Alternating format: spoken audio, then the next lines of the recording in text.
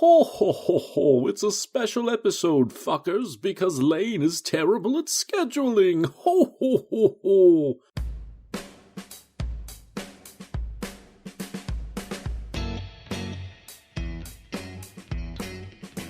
Hello and welcome to Impromptu Fiction with Lane and Friends, your new favorite improvisational fiction podcast. I'm Lane and, I'm by myself this week.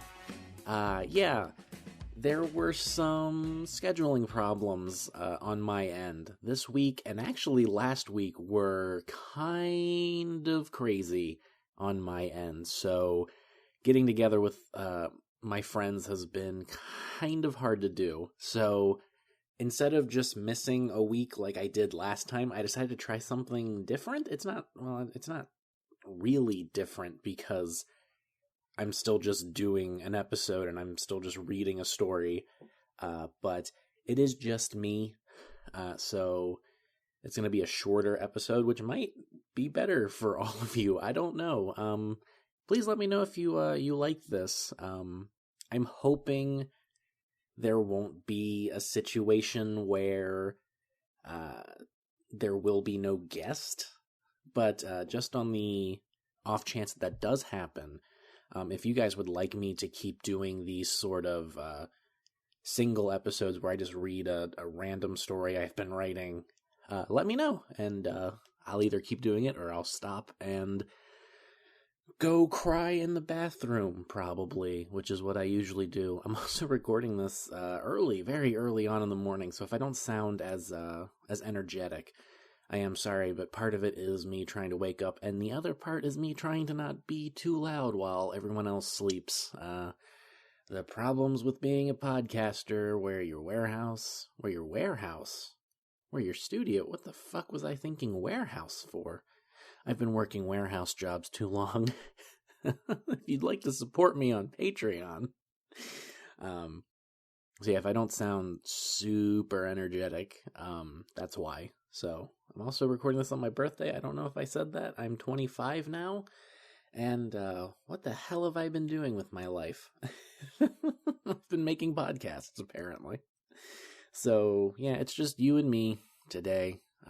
It's a very, very sensual episode. I'm going to make love to your ears is what I'm going to be doing. That's gross. That's what am I fucking thinking? This is why you don't get Lane in front of a microphone early on in the morning, or when he's drunk, apparently. Not that I'm drunk today. It's just I've also noticed that I'm very terrible when I'm drunk and near a microphone, which hopefully you will never hear. So let's just get into the story. A little bit about this one. I kind of just wrote it on a whim. I don't know if it's going to go any farther. I kind of have hopes for it to become its own book, or at least its own kind of larger story. But ever since I was really getting into writing, for some odd reason, I wanted to tell a fantasy story about a male person, like a male worker. I don't know why. It's just been, you know what? I do think I know where it came from, and it's so fucking dumb. There's a manga called Jing, King of Bandits, and one of the characters in there, his name is Postino, and he's a postal worker, and I thought he was the coolest character because he just kind of showed up out of nowhere. And he was always holding like the Deus Ex Machina, or he always had the answers to that particular volume's problems. But I always thought that character was so cool, and I wanted to make a story not in that same vein, but I kind of just wanted to do a story about a postal worker and their sort of day-to-day life, not lives. Geez, see, I'm terrible today. I'm absolutely off my usual professional self, as you've heard in the past 6 episodes. All right, so let's get the story started. I'm going to do this in the typical impromptu fiction fashion, not faction. See? See what I do? See what I have to put up with? I have to put up with myself every fucking day. You only have to put up with me maybe once or twice a week. So we're going to do this in typical impromptu fiction fashion, where if I flub up, I flub up. I've not read this story out loud yet, so this is going to be fun. And by fun, I mean potentially horrible. But that's part of the fun of the show, isn't it? So without further ado, we are going to get to a story that I have titled, for some reason, A Skeleton, a Letter. "Oh, sure, sure," the skull growled out, every word dripping with sarcasm. "You come here every single week. Every single week." Now its arms were crossing over its chest, the clacking of moving bones filling the air while the skull planned its next words. "You come here with that big old satchel every time, and you have nothing for me." Now the sarcasm was replaced with something else, a tad bit of rejection, loneliness. It seemed that if it were possible, the skeleton guarding the door would have burst into tears at this point. "Do you know how much that hurts? Do you know how that makes me feel? The old witch in there gets letter after letter, package after package, but Gil?" It moved its hands in the air. "Gil gets nothing, absolutely nothing, not even so much as a thank you card." "A thank you card?" the postal worker asked, tilting her head to the side, shifting her satchel of letters over to her right shoulder. She was much shorter than the skeleton, having to strain to even look the poor thing in the eyes. Or what constituted his eyes, at the very least. "No offense, Gil, but—" She hesitated, biting at her lip while planning a way to say this gently. "Why would anyone feel the need to send you a thank you card?" "Oh, the nerve!" Gil screamed, looking away from the woman before it, scoffing with indignant fury. "Why, I never thought I'd live to hear such a rude question. You're very rude, you know." "Sorry, it's just I opened the bloody door," Gil bellowed, its black sockets now staring at the woman. "I lead people to the answer to all their questions, their hopes, their fears. Without me, they'd never see the great witch Bala." Another scoff and a shake of its head. "Why would someone give me a thank you card? How dare you ask me that?" There was an awkward pause, the two of them just staring at one another, trying to digest the words thrown about just now. "You do know that I can just turn the knob, right?" the post worker whispered out, her cheeks turning a slight pink as the words passed her lips. "Like, I don't really even need you to open the door for me. I'm totally capable of doing it myself, I assure you." The skeleton opened its mouth, a cruel laugh coming from the void. "Oh, that's rich. That's rich right there. Now you're telling old Gil he's not even needed. The nerve, the absolute nerve." It bent over so that their faces pressed together, blue smoke pouring from the skeletal maw. "I think it's about time I spoke to your manager. How very unprofessional you've been." "That's all well and good, sir, but, there's a slight problem." "And what would that be, you rude little child?" "I am the manager," she huffed. I swear we go through this every week. Do you not remember me at all? I'm Vincy Daenerys, owner of Vincy's Expedient Mail." The skeleton leaned back, turning its head from the woman before it. That name sounds fairly familiar." Vincy groaned. "Okay, and does Barla's words from last week still ring any bells with you?" She waited for a response that never came. "I believe it had something to do with you stopping all of this nonsense before she finds a new door greeter." Now there was recognition on the skeleton's face, a smile forming on Vincy's. No further words were given as Gil moved out of the way of the door, giving Vincy full access. So sorry for the inconvenience. Please, step inside. A confident smirk crossed Vincy's face as she moved forward, satchel bouncing up and down against her shoulder as she reached for the doorknob. Thanks so much, Gil. I'll put in a good word for you. Just don't say anything negative, Gil grumbled. Or better yet, don't say anything at all. Those last words were whispered, though Gil looked shocked when Vincy looked right towards it with a knowing look. What was that, Gil? Nothing, madam. Please, don't let me distract you from your work. Now that there was an understanding between them, Vincy nodded, some raven black hair dangling before her eyes with the motion. Good. That's what I assumed happened. With one last chuckle, she reached for the door and pushed it open, a lovely scent filling her nose as soon as there was a crack big enough for air to pass through. Most in Miriac had the common misconception that witches were filthy, unorganized things living in filth and squalor. If you ever walked into a witch's home that seemed clean and tidy, it was more than likely an illusion, most would say. Several dozen people had been killed because of this blatantly untrue idea of magic users. Most of those tried for witchcraft were really just hoarders or collectors. One poor bloke was hung for no other reason than he had quite the extensive rock collection. The courts later stated that the rocks simply had to be magical. Who the hell just collected rocks on their free time? Certainly not someone who wasn't corrupted by magic. That much was for certain, the judge thought. No, witches were not disgusting piles of heap living in run-down, overcrowded homes. They were gentle, sweet folks who kept a moderately clean living space. If you were a witch living in a messy house, it was because you were lazy, not because you used magic. Witches knew how to clean after themselves, knew how to keep a pleasant, professional appearance.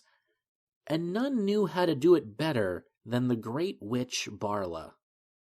Vincy was distracted, looking at Barla's impressive doll collection that was presented in the living room. Her dolls came from all corners of the world, not to mention different times. There was a wooden doll front and center, the painting on it long faded and chipped. Beside it was a figure made of hay and cloth fabric, googly eyes and a crudely drawn smile adorning what one could technically call a face. There were several more dolls that looked realistic, and one doll that just seemed to be a rusty silver spoon with metal thread for fingers and legs. Vincy always liked that doll in particular. It always seemed aware of its existence and hated that fact. She was odd in that regard, but she saw it as just another beautiful piece of her messed-up puzzle of a life. "Oh, hello, darling," a voice called from down the hallway, bells jingling in the distance. What stepped out of the bathroom was a tall, lanky woman dressed in a plaid business suit, her silver hair done in a professional-looking bun. Her skin was a combination of aqua and emerald, and her eyes glimmered with an almost ruby-red color. Though she had to be hundreds of years old, her face did not show it, a vibrant, youthful energy pouring from her, that wide smile on her face only helping her appearance. She began walking towards Vincy, arms outstretched as an invitation to her. "I haven't seen you in a dog's age."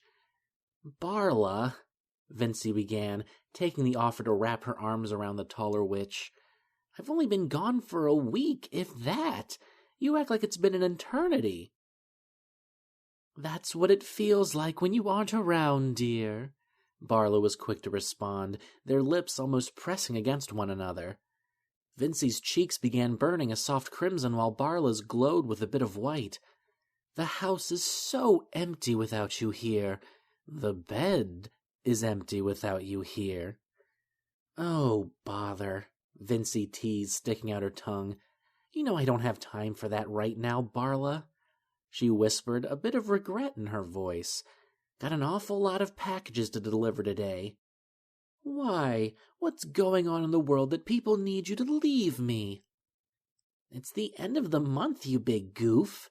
Vincy answered, pulling Barla down for a soft kiss, their lips lingering longer than she had planned. Trust me, any other time I'd just get Richmond to finish the jobs for me, but he's already swamped as it is. Richmond needs to get better at his job then. And you need to get better with patience, Barla. Another kiss. Gods, Barla's lips tasted like honey. If Vincy could, she'd stay here for the rest of her days, just kissing the witch who had stolen her heart so many years ago. Unfortunately, duty called, and Vincy was born with a dreadful case of loyalty to her job. Next week when I come over, I can spend the weekend here, okay? I promise, you'll get tired of me soon enough. You'll be wishing I go back to work. Not true at all. Barla was quick to retort, her white blush growing hotter against her cheeks. Getting bored of you is like trying to summon an Narskelikep into our realm. Getting bored with you is like trying to summon a Narskelikep to our realm. Vincy blinked and shrugged, not getting the message. It's just a way to say that it would be impossible, Barla whispered, her eyes downcast. I don't think I could ever get bored of you, and I will be holding you to our date. Next weekend, you're mine, no questions asked. They both shared a laugh and one more kiss. Now, I do believe you have something for me? Just one, actually. Vincy moved to place her satchel on the wooden table beside them, opening the top to begin her rummaging. Just one thing? Barla raised an eyebrow, confused. I'm expecting quite a lot this week. My shipment of newt is supposed to be in, and I can't make any more potions without newt. Sorry, darling, I just have a letter for you. Vincy grunted, reaching way down into her bag. Kind of a weird one, too, if you ask me. Weird? How so? Vincy didn't respond at first, her attention fully focused on pulling the damned letter out. Well, it didn't say who it was from, and it's in a blood-red envelope. I don't even know who has access to red paper anymore. It's so difficult to find. She sighed with relief as she tugged the envelope in question out of the bag, holding it in front of Barla. One would think if you could afford crimson paper, you'd hire a high-end parcel delivery company. Not that I mind, really, it's just, it doesn't seem to add up, you know? Vincy blinked, looking at Barla's expression. It was one of shock and of a dreadful understanding of what was before her. Barla, what's wrong? Who gave you this letter? Barla looked towards the envelope and back at her love, sweat beginning to form on her brow, her left brow twitching. Honey, who gave you this letter? Vincy's lips were dried, her throat tightened as words became hard to form. It was as if Barla's negative energy was filling her with a similar sense of dread. I don't know, it was just in the box this morning. I didn't get to see who the sender was. I'm sorry. Is there something I should know about? Absolutely not. Barla snatched the envelope from Vincy's hands, making quick work of opening it. You were never supposed to find out. This wasn't supposed to happen. Inside the envelope was a parchment the same color as what was containing it. It was a rich, deep red that Vincy had never seen before, and it appeared that a message was written on it in gold ink. Gold ink? Vincy had never seen such a thing in all her life. The witch mouthed silently as she read the letter, her eyes growing wider, the sweat becoming more visible. Barla? Vincy croaked, taking a step forward, her heart beating like a war drum, the sound deafening her. What the hell is this? What are you not telling me? The old witch cleared the distance between them, pulling Vincy into a long, deep kiss, tears filling her eyes. Vincy, she began, running her hands through the post-worker's hair, I have to go, and so do you. Go? Go where? Vincy, you have to leave right now. Barla's face was covered in tears, her shoulders trembling. No more questions, no more anything. Just go. But, just go. Barla's words shook the foundation of her house, a violent gust of wind pushing Vincey towards the door, her satchel not too far behind. I'm sorry, baby. I'm so sorry. Barla called out, watching her lover pushed through the door and out into the open. I didn't plan on this happening. Believe me. Vincey fell hard to the ground, bruises forming on the back of her legs. Fuck! She screamed, her bag crashing against her, knocking the wind from her body. As the world grew pale, Vincey saw her lover staring at her from the doorway, the house beginning to fade into nothingness. Tears welled up in the post worker's eyes, her body instinctively trying to crawl back towards Barla. What's going... I'm sorry, Vincey. Barla screamed over the wind, her form beginning to fade as well. I'm so sorry for what's about to happen. Screams filled the air all around them, and the sky grew dark and violent. Bah.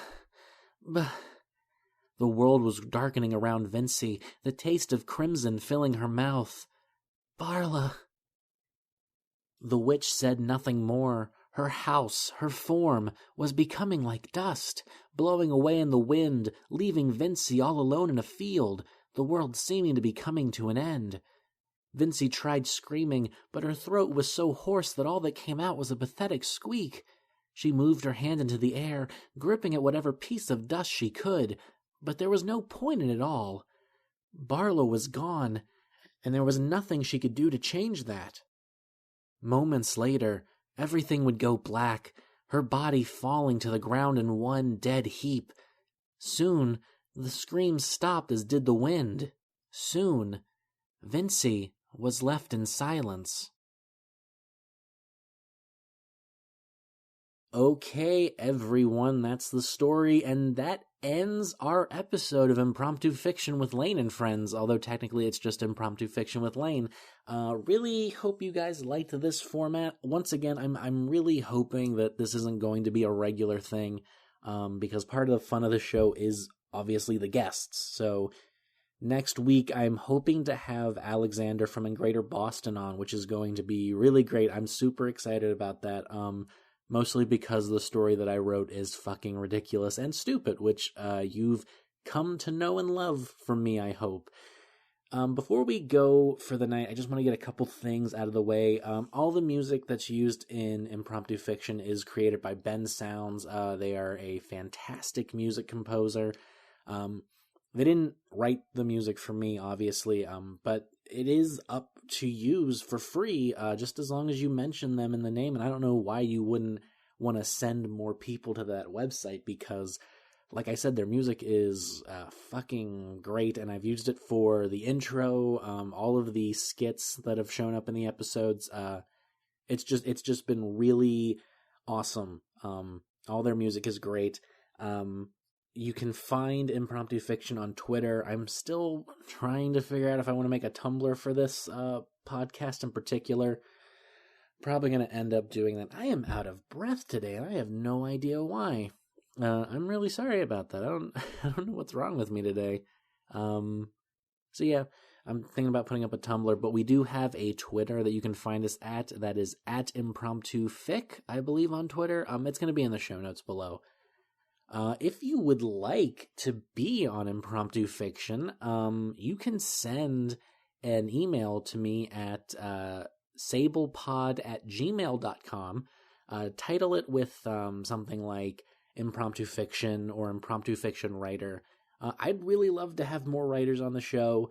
I'd love to have a lot more of a diverse group of writers. I've had a lot of of white people on the show recently, so a little change in that would be great. So yeah, if you'd like to be on the show, if you're a writer or a writer-to-be, I say, send an email my way. I'm really not picky on the skill level of the writers. Now, of course, all of the writers who've been on the show have just been phenomenal, but if excuse me, if you've listened to them, a few of them are constant writers. A few of them don't write very often, and some of them don't even write much at all. And this episode was the first time that they've written a short story to present to somebody, and that's kind of the beauty of the show, and I kind of wanted to keep it that way. I don't necessarily just want established writers or people who've been writing for years. I kind of just want, if you feel like you can be funny and you feel like you can tell a story, I want you to be on the show, is what I'm saying.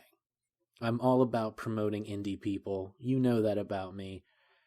I'm an indie person myself. I wouldn't have gotten anywhere if I didn't have other podcasts supporting me, on Sable and everything else. So that's what I want this show to be. I want it to be, fun, and we want to have laughs, and we want to tell goofy stories, but I also want to promote and kind of show, this might sound bad, but I kind of want to show off these people, and I want to show off that, like, it doesn't matter your skill level. I feel like anyone has the potential to tell a story.